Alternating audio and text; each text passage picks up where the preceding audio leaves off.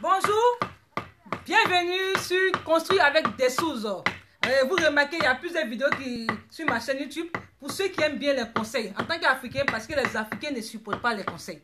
Mais moi, je préfère donner des conseils parce que je me mets à la place de tout futur propriétaire. J'aimerais bien qu'on me donne des conseils pour m'éviter d'avoir une maison tordue, et même une maison penchée, et même une maison fissurée. Donc voilà pourquoi, en tant qu'entrepreneur, je préfère donner des conseils pour amener plusieurs personnes à comprendre le métier de la maçonnerie.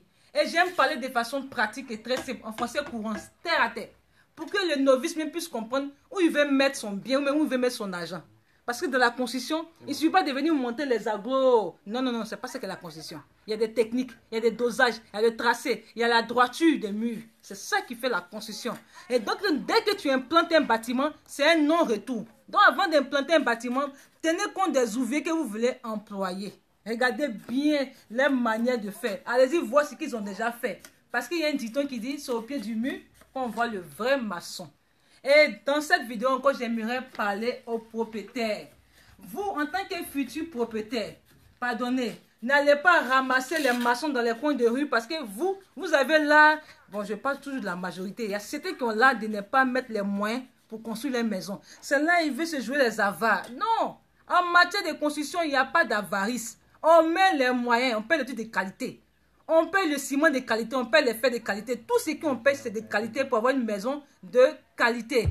Mais si vous jouez les avares, donc du coup, vous allez aller dans les coins de rue, vous allez voir un petit maçon qui a un petit niveau de 4500 mètres, de 2000, il a ça en main, une petite toile. Vous dites, ah tiens, voilà un maçon. Maçon, viens, voilà ma maison, vous faites un devis. Mais il peut pas, non seulement il ne peut pas faire un devis, il va te dire, on n'a qu'à commencer.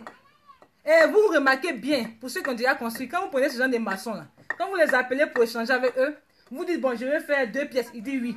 Je vais faire 3 pièces, il dit oui. Je vais faire 4 pièces, il dit oui. Non, eux, tout ce qu'ils ont à dire, c'est oui. Ils n'ont pas d'idée à t'apporter, ils n'ont pas de conseils à t'apporter, ils n'ont rien à t'apporter. Eux, tout dans leur tête là, c'est-à-dire quoi? Donne ton argent, on va construire ta maison, tu vas me donner ma main d'œuvre, et puis on se dit au revoir.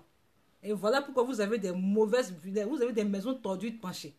Parce que quand les entrepreneurs se présentent à vous, vous regardez leur visage, vous regardez, ah, il est cher, il va s'enrichir sur ma maison, il va gagner plus que moi. Non, c'est pas comme ça on réfléchit, c'est pas comme ça on pense.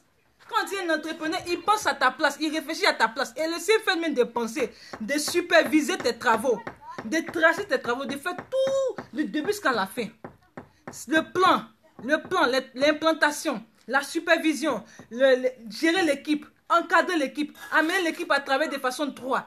C'est ça l'entrepreneur. Et dès qu'il finit ça comme ça, vous ne pouvez pas payer tout le temps qu'il a passé. Donc quand il donne son devis là, vous aussi quand même, pensez à vous-même vos biens, ne regardez pas ce qu'il va gagner. Parce qu'il y a beaucoup en Afrique. Quand ils emploient des personnes, du coup, ils regardent l'argent qu'il va avoir. Ils gagnent comme sur mon chantier. Non, c'est pas comme ça. Dites-vous que le ouvrier qui travaille bien mérite un bon salaire. Et donc, pour résumer, propriétaire ou futur propriétaire, n'allez pas ramasser les maçons dans les coins de rue pour faire un raccourci, pour éviter de prendre un bon entrepreneur.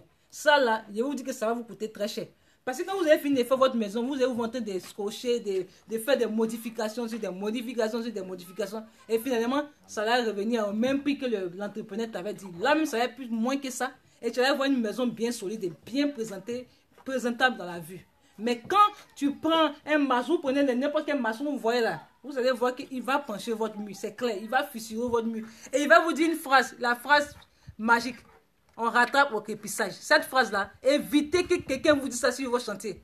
Parce que quand il va vous dire on rattrape au crépissage, le crépissage n'est pas un miracle. Le crépissage ne fait pas de miracle.